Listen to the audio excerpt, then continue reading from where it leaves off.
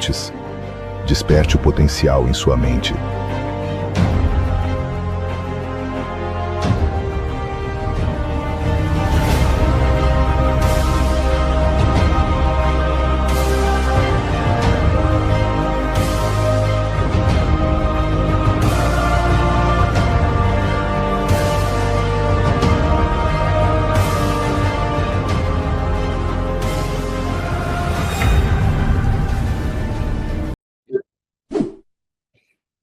Mais uma bomba que nós vamos soltar nessa série Realidade Desmascarada, né? Agora nós vamos falar da ciência da programação mental, né? O estado teta, a engenharia de propaganda, essa instalação de crenças e a soberania da nossa mente, que é o objetivo maior dessa live, é que as pessoas tenham a soberania da sua própria mente, tá bom? Então, sejam todos muito bem-vindos. Nas lives anteriores desta série, nós percorremos uma arquitetura do controle, né? A dívida que você herda antes de você nascer, o alimento que enfraquece seu corpo, a guerra e o medo que paralisa sua mente, a religião institucional e o labirinto legal que produzem culpa permanente, né? E hoje nós chegamos ao mecanismo que torna todos os outros possíveis. Porque você pode ter a melhor arquitetura de controle do mundo, pode ter os bancos mais sofisticados, os exércitos mais poderosos e as leis mais complexas, até as religiões mais bem estruturadas. Mas nada disso funcionaria se a pessoa que você quer controlar não acredita no que você quer que ela acredite. Tá? Então, o controle começa na crença. E essa crença começa na mente. E a mente tem uma vulnerabilidade específica, documentada, mensurável, que são os sistemas de poder que aprenderam a explorar com precisão crescente ao longo dos milênios. Uma introduçãozinha razoável, né? Vamos lá. Hoje nós vamos começar a nomear essa vulnerabilidade mental.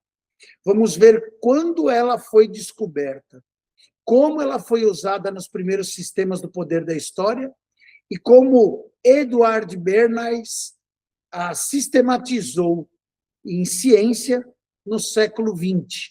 Como Hollywood, a publicidade e as redes sociais a utilizam com sofisticação que os reis sumeranos nunca sonhariam. E vamos mostrar também aqui, com neurociência e com prática, como você pode identificar quando está sendo programado e o que fazer para recuperar a soberania sobre o que você acredita.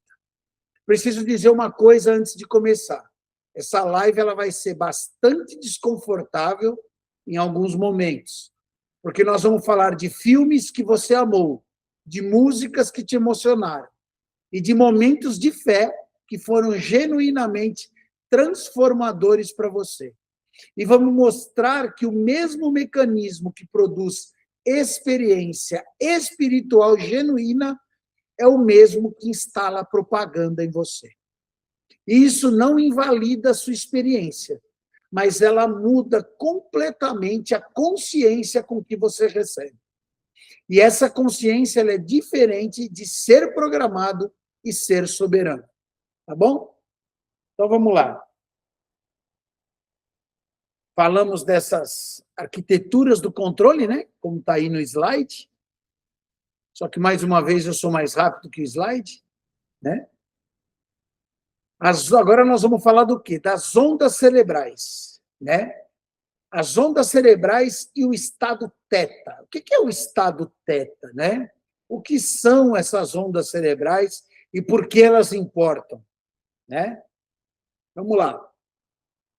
Para você entender a programação mental, nós precisamos começar com o que acontece no teu cérebro. Não de forma abstrata, mas de forma concreta e mensurável, tá? O cérebro humano ele gera atividade elétrica constantemente.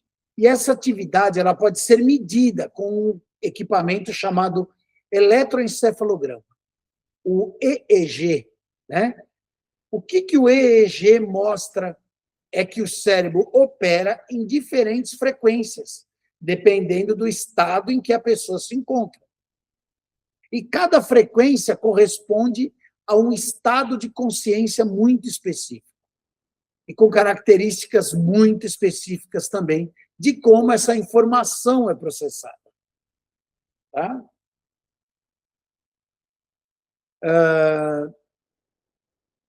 As frequências principais, elas têm nomes e características bem documentadas. Tá? Eu vou percorrer cada uma dessas para que vocês tenham o contraste entre elas, porque assim você vai enxergar o coração dessa live. Tá bom?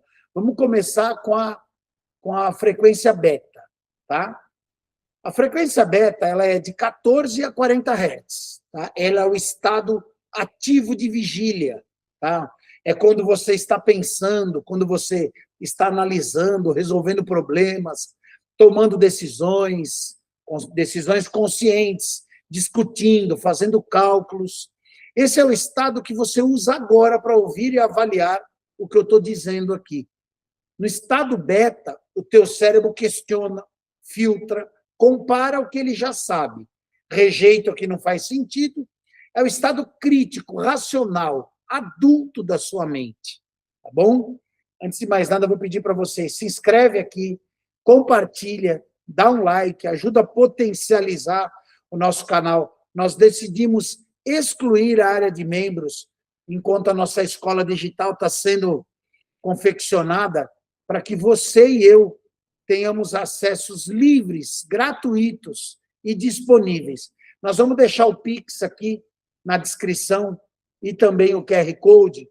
Não esqueça, se você sentir, faça uma doação, contribua com o nosso trabalho, que você vai potencializar muito a entrega e os conteúdos, tá bom? Então, no estado beta, você está num estado onde teu cérebro questiona tudo, ele filtra tudo, ele compara com tudo aquilo que você já sabe. Aí ele rejeita o que não faz sentido e aceita o que faz sentido. É o estado crítico, é o estado racional e adulto da sua mente. Tá bom? Depois nós vamos para o estado alfa. Tá? Deixa eu voltar aqui. Aí nós vamos para o estado alfa. O estado alfa ele é de 8 a 14 Hz. Tá bom? É o estado de relaxamento. Deixa eu ver se ele está invertido. Ele não está aqui. Mas o alfa, ele é de 8 a 14 Hz. O estado de relaxamento leve e que alerta tranquilo.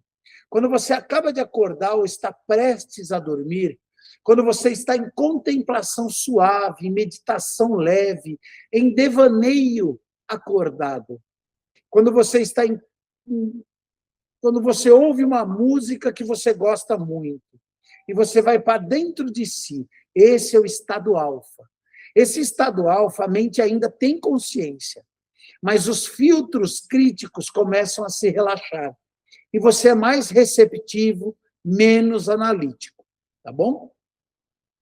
Agora nós vamos falar do estado teta. O estado teta, de 4 a 8 Hz, é aqui o estado central dessa live. Tá?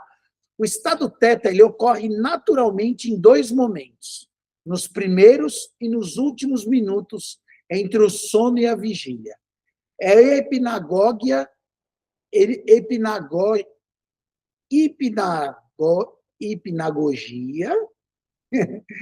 hipnopopia. Tá?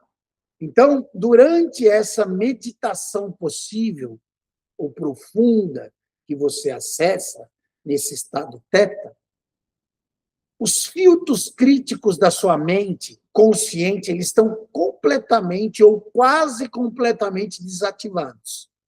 A mente está em um total estado de receptividade. Então, ela está num estado altamente receptivo. Tá? altamente sugestível, altamente impressionável. Tá? É o estado em que as crenças mais profundas são instaladas, porque a mente racional não está presente para questionar. Tá bom? Então, nós vamos falar um pouquinho da delta, da gama, e depois a gente volta para a teta, tá bom? Então, vamos lá. A frequência delta, ela é de 0,5 a 4 Hz. É um sono profundo sem sonhos, a grande maioria, né? A mente está fora de um campo de consciência. E a onda gama é acima de 40 Hz. Sono profundo sem sonhos, estados de hiperconcentração, insight súbito, processamento de alta velocidade e algumas formas de experiências místicas intensas, tá bom? Agora nós vamos falar assim, por que o estado teta é a porta da programação? Está escrito aí, né? Os primeiros 7 anos, teta permanente. A criança opera predominantemente em teta e delta, sem filtro crítico. Toda informação entra diretamente, sem questionamento, sem avaliação. É onde causa os maiores traumas emocionais, as gritarias e as, infelizmente, programações autodestrutivas estão realizadas por irresponsáveis que, conhecendo toda essa ciência, utilizaram a tua mente como criança, ou quando criança, para implementar estados de autodestruição e programação. Tá bom? Então, vamos lá. O estado teta ele é extraordinariamente importante por um motivo específico, que a neurociência já documenta com precisão. Durante os primeiros anos de vida, aproximadamente do nascimento até os 6, 7 anos, a criança opera predominantemente nos estados teta e delta. A mente consciente crítica, que opera em beta, ainda não está desenvolvida. O córtex pré-frontal, a sede do pensamento crítico, do planejamento e do questionamento, não termina de se desenvolver até os 25 anos. Mas os primeiros 7 anos são os períodos de máxima dominância na frequência teta. O que isso significa? Significa que durante os primeiros 7 anos de vida, o ser humano não tem filtro crítico funcional. Toda a informação que entra, entra diretamente, sem questionamento, sem avaliação, sem comparação com outras perspectivas. A mente da criança é pequena e essencialmente um gravador em modo de hipnose permanente. Tudo que você ouviu repetidamente nos seus primeiros anos, nos seus primeiros 7 anos de vida, foi instalado diretamente no seu sistema operacional. As crenças sobre o que você é, sobre o que você merece, sobre como o mundo funciona, sobre quem tem autoridade sobre você, sobre o que é perigoso e o que é seguro, sobre o que é possível e o que é impossível para as pessoas como você. Tá? Dr. Bruce Lipton, ele era um biólogo celular da Universidade de Stanford. Ele documenta isso com precisão em seu trabalho sobre a epigenética e a biologia da crença. Tá? Ele demonstra que as crenças instaladas nos primeiros 7 anos de vida operam nos níveis subconscientes do sistema nervoso, como propagandas automáticos que influenciam cada decisão, cada reação emocional, cada percepção de possibilidade ou ameaça. É o ponto mais perturbador que Lipton faz. O ponto mais perturbador é que 95% do comportamento humano adulto é dirigido pelo subconsciente, não pela mente consciente. O que você pensa que está decidindo conscientemente, na maioria das vezes, é a execução de um programa instalado décadas atrás, provavelmente antes de você ter 5 anos de idade. Pensa no peso do que eu estou te falando. 95%. A mente consciente que você usa para ler contratos, para avaliar argumentos, para decidir em quem votar, representa apenas 5% do processamento.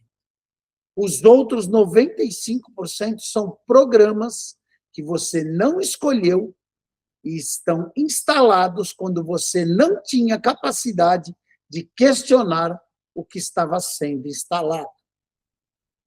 E agora a pergunta que essa live inteira vai responder para você. Se os primeiros 7 anos são o período de instalação mais fácil, o que acontece quando um adulto é deliberadamente colocado em estado teta? Vamos lá. Quando a mente consciente é distraída ou relaxada o suficiente para que os filtros críticos se desativem, quando a sugestibilidade da infância é artificialmente recriada num adulto, a resposta é que a instalação de crença acontece da mesma forma, com a mesma eficiência, sem que a pessoa perceba. E esse é exatamente o mecanismo que os sistemas de propaganda e publicidade, entretenimento, controle político aprenderam a usar. Tá bom? O estado teta durante os filmes, né? A janela que Hollywood conhece. Vamos lá. Eu vou dar agora o exemplo concreto mais próximo da sua vida cotidiana, porque é o que vai tornar tudo isso muito mais real e não apenas teórico para você, com exemplos diários. Quando você assiste um filme, especialmente no cinema, mas também em casa, num ambiente escuro, com som alto, o que acontece com o teu cérebro nos primeiros 15, 20 minutos? A sala escura reduz o input visual externo. É o principal ativador do estado beta. Tá? O som envolvente, o corpo assume uma postura passiva, deitado ou sentado, sem tensão muscular, o que reduz a ativação do sistema nervoso simpático. A respiração desacelera, isso é natural, tá? E a narrativa, especialmente se bem construída, começa a produzir o que os psicólogos chamam de suspensão voluntária da descrença. A suspensão voluntária da descrença, esse conceito cunhado pelo poeta Samuel Taylor, né, Coleridge, do século XIX, descreve o processo pelo qual você conscientemente aceita tratar a ficção como real para a duração da experiência. Você sabe que não é real e você deliberadamente desativa o filtro que diria que não é real, para poder ter essa experiência. O que a neurociência moderna documenta é que a suspensão voluntária da descrença, ela não fica restrita ao julgamento sobre a ficção. Ela reduz os filtros críticos generalizadamente. Ou seja, uma mente em um estado de imersão narrativa, com descrença suspensa, está em um estado que se superpõe significativamente ao estado teta, de alta receptividade, baixa atividade crítica, alta ativação emocional, estado de absorção que a psicologia chama de flow ou de presença total na narrativa. Nesse estado, você alcança voluntariamente toda vez que assiste um filme, que você lê um livro absorvente, né? Que você joga um videogame imersivo. Qualquer mensagem que é transmitida junto com alta carga emocional é instalada com eficiência próxima à instalação em um estado teta genuíno. E Hollywood sabe disso. Não necessariamente de forma conspirativa, mas sabe porque funciona. Os roteiristas e diretores mais eficientes aprenderam empiricamente que certos tipos de mensagens colocados em certos momentos emocionais de uma narrativa produzem efeitos mensuráveis na percepção do público. Vou dar exemplos concretos para que você veja o mecanismo em ação. Durante décadas, filmes de guerras americanos, os momentos de sacrifício heróico do soldado pelo seu país é colocado invariavelmente no ponto da máxima carga emocional da narrativa. A música crescente, a câmera lenta, o rosto do herói em close, né? Você está com os olhos cheios de lágrimas, seu sistema nervoso está em estado máximo de ativação emocional. E nesse exato momento, a mensagem é instalada. Morrer pelo país é um ato mais nobre que o ser humano pode realizar. Essa associação entre o sacrifício militar e a nobreza máxima não chegou à tua crença através de uma análise racional sua. Chegou através de condicionamento emocional repetido em dezenas de filmes ao longo de décadas de consumo. Nos filmes comerciais americanos, o consumo é invariavelmente associado ao momento de prazer, ao momento de conquista, de pertencimento e de amor. O personagem chega a um carro luxuoso e conquista a admiração. O casal celebra com champanhe em hotel 5 estrelas. A família feliz tem uma casa específica, com uma cozinha específica, com eletrodoméstico específico, arquitetura específica, design de interiores específico. Você não está sendo convencido de forma racional de que o consumo produz felicidade. Você está sendo condicionado emocionalmente a associação entre os dois tipos, porque seus neurônios estão disparando juntos repetidamente em estado de receptividade reduzida. Nos filmes e séries de crimes e policiamento americano, e são dezenas de séries, dezenas de episódios, bilhões de horas de consumos acumulados no mundo inteiro. O policial que viola procedimentos legais para pegar o criminoso é consistentemente o herói. A invasão sem mandato, a tortura do suspeito, a execução extrajudicial justificada pela maldade absoluta do vilão. E o público em estado de imersão narrativa com suspensão da descrença, aprova emocionalmente cada violação. Depois, em pesquisas de opinião sobre políticas de segurança pública no mundo real, essa aprovação emocional se traduz em apoio a práticas que a mesma pessoa rejeitaria em análise racional fria. Então, o roteirista, um exemplo, o roteirista Reg Sanner, ele descreveu que esse processo, e descreveu com precisão, que o cinema não nos convence, ele nos conduz a sentir o que o sistema quer que nos sintamos, quer que nós sintamos, sobre o que quer que o sistema quer que nós sintamos. Vou repetir. O que ele descreveu? O sistema não nos convence de nada. Ele nos conduz a sentir o que o sistema quer que sintamos sobre o que o sistema quer que nós sintamos. Ok? A convicção intelectual vem depois, como racionalização do que já foi decidido emocionalmente. Vamos lá. Vamos falar um pouquinho.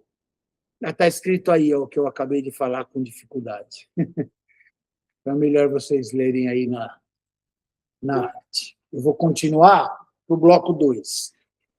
Vamos falar assim, 5.000 anos de indução de estados, dos sumérios ao Coliseu. Né? Essa vai ser uma viagem linda que nós vamos fazer juntos aqui, e que vai promover para você uma absorção do conhecimento muito mais profundo do que simplesmente estudar uma neurociência num curso, qualquer um deles que seja proposto para você aí, cientificamente. Vamos olhar na origem. Tudo que você buscar da origem, eu sempre falo isso, você tem a história relatada e onde ela foi distorcida de acordo com a originalidade do que foi criado. Deixa aqui o seu like, comenta, faz um compartilhamento, um Pix, uma doação, contribua conosco. Nós vamos estar fortalecidos para poder atuar de forma veemente com a verdade escancarada nesse canal, Educar Mentes, tá bom? Então vamos lá. 5.000 anos, deixa eu baixar uma imagem aqui, está me atrapalhando um pouco, aí quem sabe eu acompanho melhor. Os primeiros engenheiros do Estado alterado coletivo.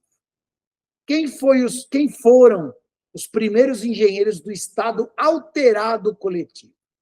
Então, agora nós vamos para a história. Porque a exploração do Estado teta para a instalação de crenças não começa com a televisão. A televisão é uma evolução dessa programação. Não começa com Hollywood, não começa com Bernays do século XX, né? Não começa onde todos acham no seu smartphone, não começa aí. Onde tudo começa? Na Suméria, nas antigas civilizações, há mais de 5.000 anos atrás. Os sacerdotes sumérios, eles eram, entre outras coisas, os primeiros engenheiros documentados de estados alterados de consciência coletiva. Isso mesmo. Eles eram suficientemente sofisticados para entender, mesmo sem a linguagem da neurociência, que uma mente em certo estado é radicalmente mais receptiva a certas mensagens do que outro estado. Pensa em como isso funcionava como um ritual do tempo sumério. Você entrava num espaço arquitetonicamente projetado para produzir reverência, dimensões que faziam o indivíduo sentir-se pequeno, e iluminação específicas de tochas que criavam jogos de sombra e de luz, odor de incenso que era exclusivo daquele espaço sagrado e, portanto, se tornava âncora sensorial do estado alterado. Ok? Havia música, percussão e ritmos específicos, canto coletivo em uníssono e salmódia que se repetia por horas. Ok? Quem conhece a Disney sabe que dentro dos parques da Disney acontece exatamente isso que nós estamos falando aqui. Tá? Cada um desses elementos tem efeito neurológico mensurável. O odor, a luminosidade, o auditivo, tudo aquilo que você vai absorvendo através dos seus sentidos, quase sumiu essa palavra, através dos seus sentidos.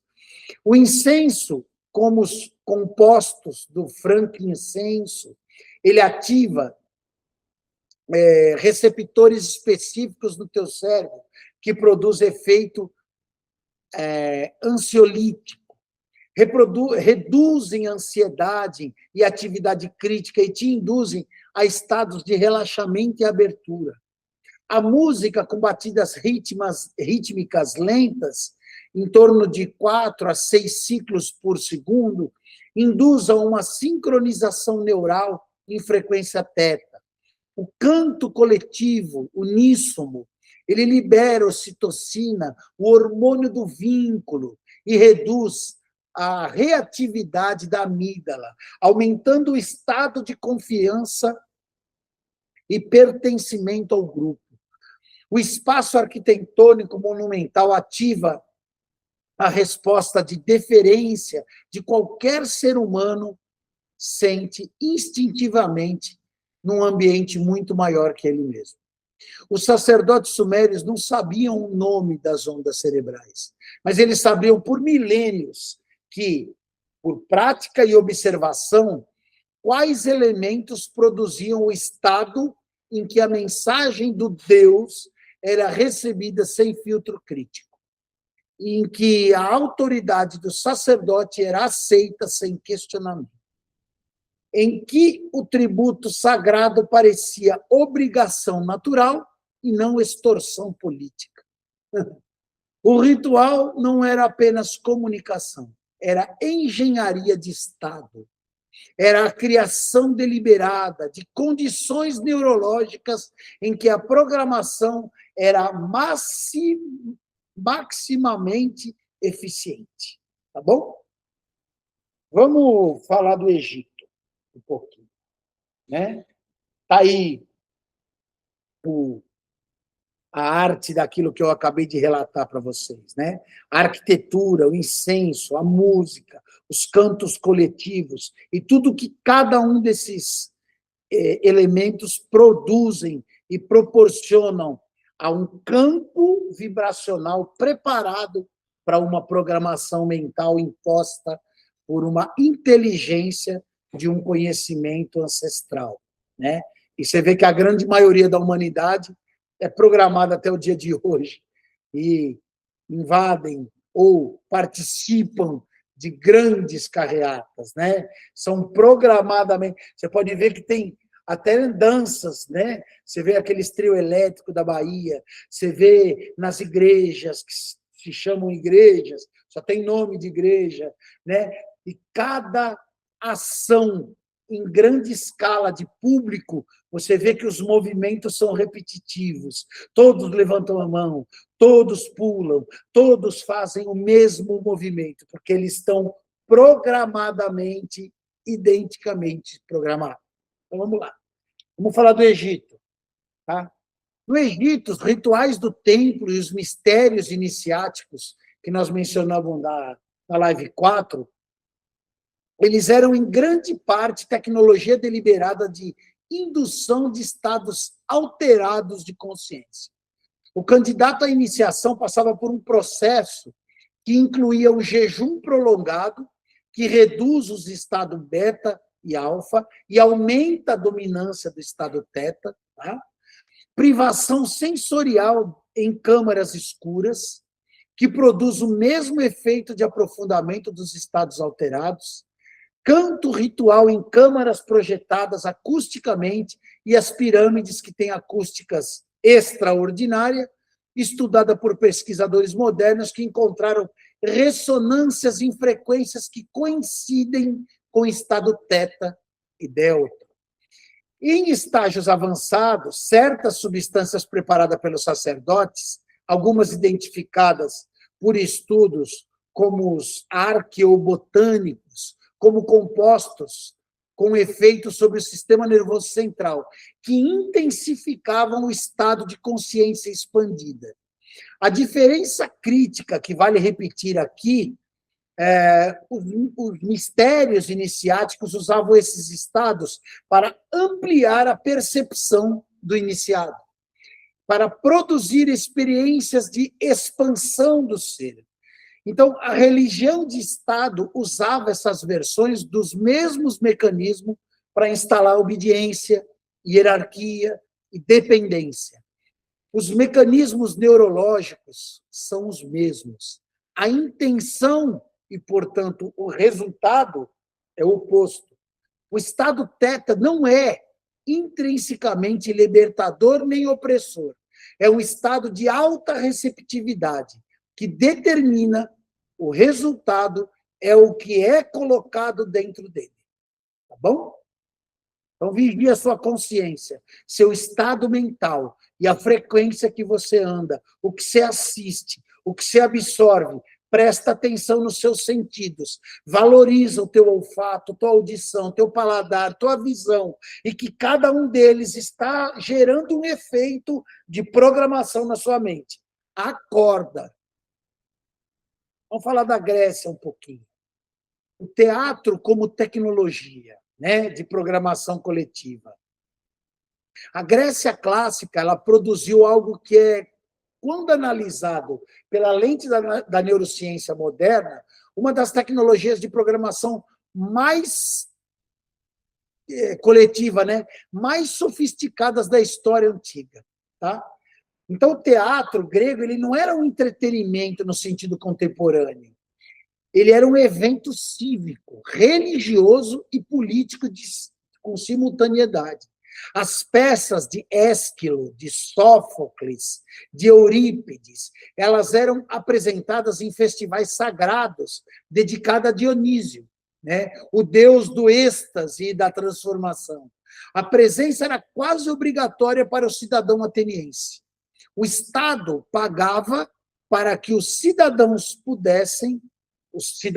pobres, pudessem comparecer. Então, teoricon, o profundo espetáculo, né? Porque a função política do teatro era suficientemente importante para merecer subsídio público. Então, o teatro grego produzia neurologicamente o que era exatamente o que estamos descrevendo aqui.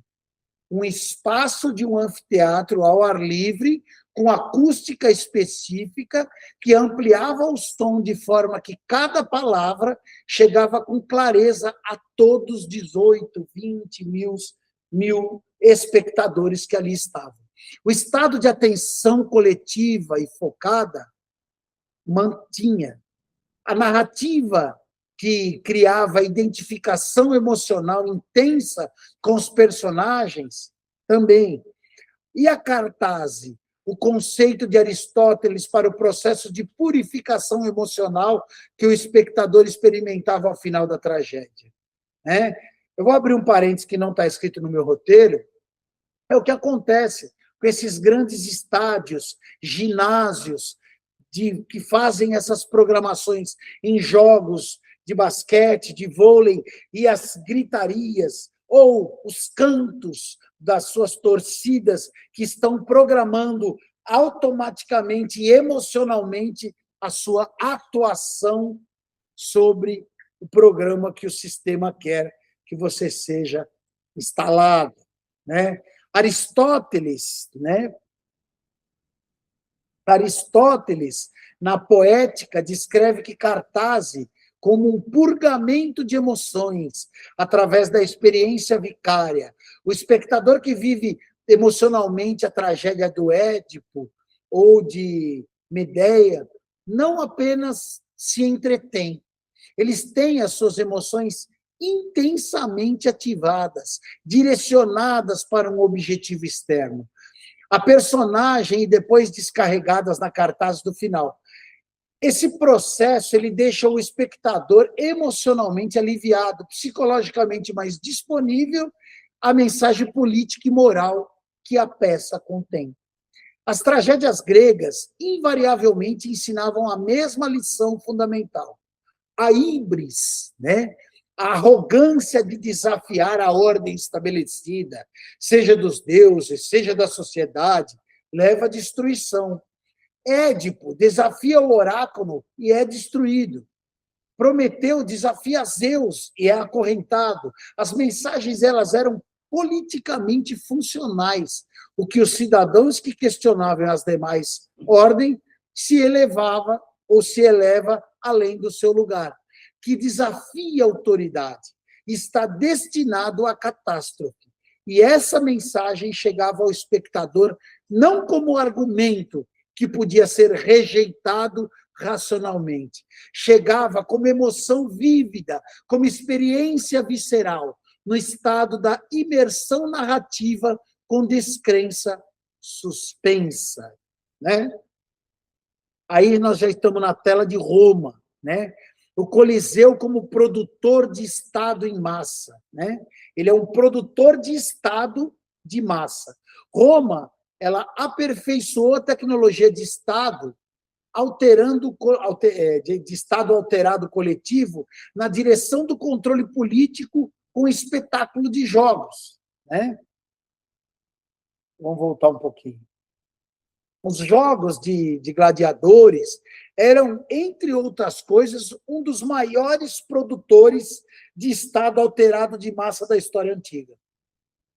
50 a 80 mil pessoas num espaço projetado para amplificar. Muitos visitam o Coliseu de Roma como algo histórico, um monumento tombado histórico. E é mesmo, porque ali muitas mentes foram cauterizadas com as suas programações e interesses políticos, né? Num espaço que foi projetado para amplificar som e o calor. A multidão em estado de excitação coletiva, ela chegava a um estado extremo. E o que a psicologia social chama de contágio emocional em grupo. A alternância entre horror e alívio, entre tensão e catarse, entre morte e vitória, produzia uma montanha-russa hormonal de cortisol e dopamina durante horas. E nesse estado, a neurociência, que modernamente classifica como estado de alta ativação emocional com atenção focada. O cérebro humano ele é altamente vulnerável à instalação de crença, às associações formadas durante estados de alta intensidade emocional. Elas ficam gravadas com profundidade e durabilidade incomparavelmente maiores do que as formadas em um estado neutro. O cidadão romano, ele associava o César, que patrocinava os jogos, com prazer, excitação, pertencimento e grandeza. Essa associação ela não era o resultado de uma análise racional. Ela era o resultado de um condicionamento emocional repetido centenas de vezes ao longo da vida. O nome do imperador ligado às experiências mais intensas que o sistema nervoso podia produzir. Então, a programação mental, com 2000 anos de antecedência da ciência, ela já era nomeada. Tá bom? Vamos falar da igreja medieval um pouquinho. A igreja medieval, música, incenso, vitrais e arquitetura como indutores de Estado. Né? A Igreja Católica medieval ela produziu um sistema de indução de estado teta coletivo, que é, quando analisado neurologicamente, de uma sofisticação técnica extraordinária. É o mais notável que vários dos elementos foram desenvolvidos progressivamente ao longo de séculos por pessoas que não tinham linguagem científica para o que faziam, mas que podiam observar os efeitos com precisão. A catedral gótica, vamos lá, pensa numa engenharia neurológica de uma catedral gótica. As dimensões verticais, extremas, que produzem a resposta de deferência e pequenez do visitante. A luz colorida dos vitrais que criam um ambiente visual completamente diferente do mundo externo. Sinaliza ao seu sistema nervoso que este é um espaço diferente, com regras diferentes de processamento, com acústica projetada para que o som do órgão e do coro te envolva completamente, criando um campo de som imersivo que reduz o input externo.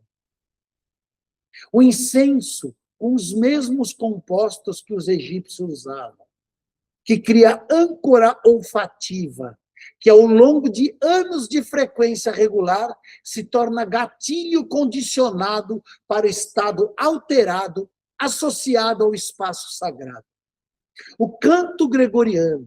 Os pesquisadores de acústica e neurociência que estudaram canto gregoriano documentaram que as frequências dos modos e os modos musicais e os padrões de respiração necessários para cantar e ouvir, o canto gregoriano induz a sincronização neural em frequências alfa e teta.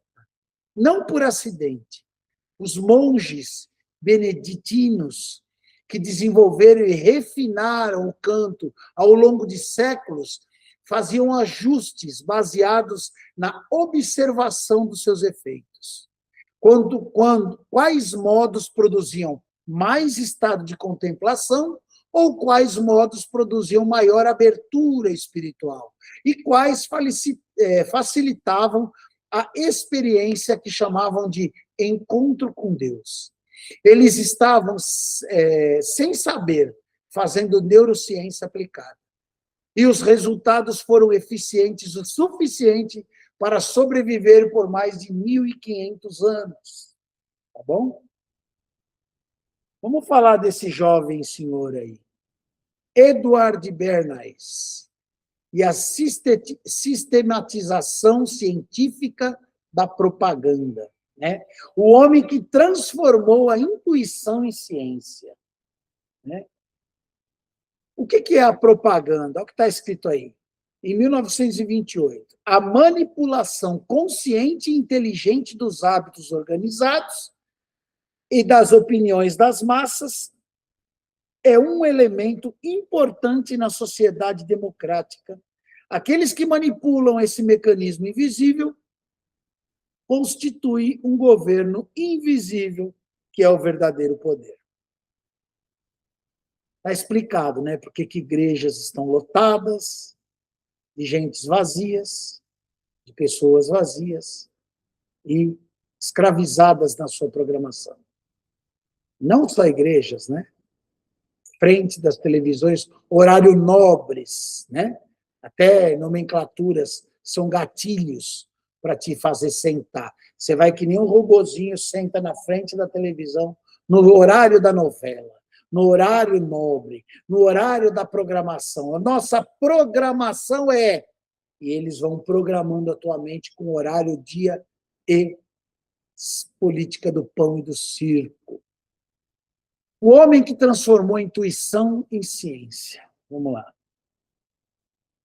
Chegamos ao século XX e ao homem que transformou o que os reis, sacerdotes e imperadores praticavam intuitivamente em ciência sistematizada, documentada, ensinada e vendida.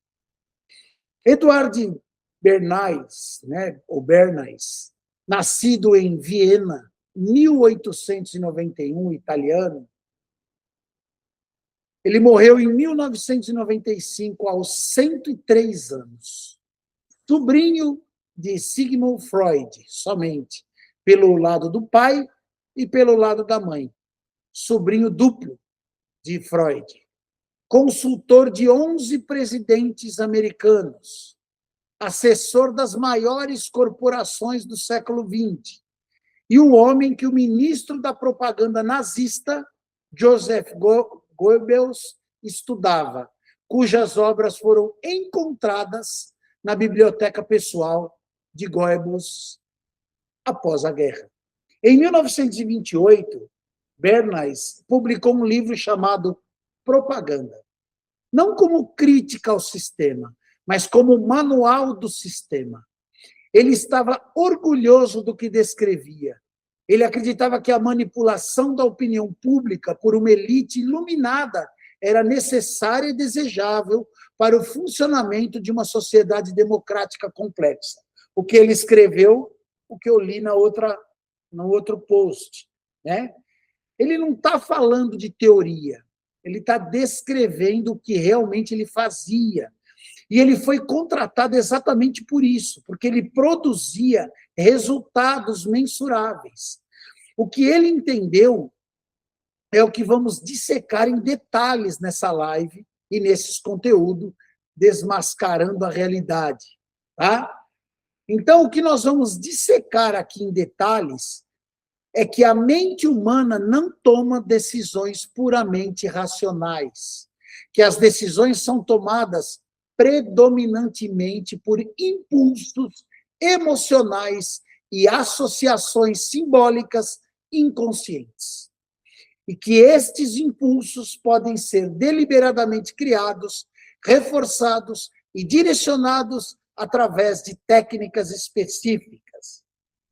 Ele era o estudante mais aplicado do seu tio Freud. Do inconsciente freudiano, ele extraiu a chave prática. Se o comportamento humano é dirigido pelo inconsciente, quem controla o inconsciente, controla o comportamento. E o inconsciente é acessível exatamente quando o estado beta, o estado crítico e racional, está reduzido ou desativado. Quais eram as 5 técnicas de Bernays? O manual operacional. Vamos agora ao manual operacional desse jovem senhor. As 5 técnicas que ele identificou, sistematizou e ensinou. Você vai reconhecer imediatamente na mídia, na publicidade, na política, porque são exatamente as mesmas. Técnica número 1, criação de necessidade emocional antes de apresentar o produto e a ideia. Então, vamos lá. Eu vou citar essas 5 técnicas para você gravar isso, tá? Técnica número 1, criação de necessidade emocional antes de apresentar o produto ou a ideia. Bernardes entendeu que você não vende um produto, você vende um estado emocional e você apresenta o produto como meio de alcançar esse estado. Primeiro, instale o sentimento de que algo está faltando, que a vida atual é incompleta, que há um vazio, uma inadequação, um risco. Depois, tão somente depois, apresente o produto ou a ideia como solução. O caso mais famoso de Bernays é a campanha para expandir o mercado de cigarro para mulheres, no ano de 1920. As mulheres americanas, elas não fumavam por uma convenção social. Então, ele não vendeu cigarros, ele vendeu liberdade.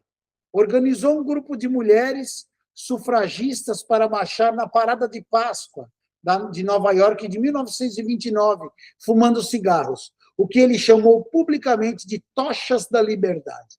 Ele coordenou com jornalistas, previamente para garantir cobertura, como notícia, não como publicidade, o resultado do tabagismo feminino nos Estados Unidos, e explodiu nos anos seguintes. Por que ele não criou uma necessidade de cigarro? Ele criou uma necessidade emocional da afirmação identitária de liberdade e de igualdade. Funciona até hoje. E ancorou o produto a essa necessidade. Vamos falar agora da técnica número 2. Técnica número 2, transferência de autoridade através de especialistas fabricados. A audiência moderna foi observada que ele desconfiava da propaganda direta, mas confiava no especialista. Então, a técnica é criar um especialista, financiar estudos que produzem resultados desejados era um interesse. Criar associações com nomes científicos que pareciam independentes, mas são veículos do cliente, e fazer com que médicos declarem que o produto é saudável, que cientistas declaram que a política é correta e que sociólogos declarem que o comportamento é natural.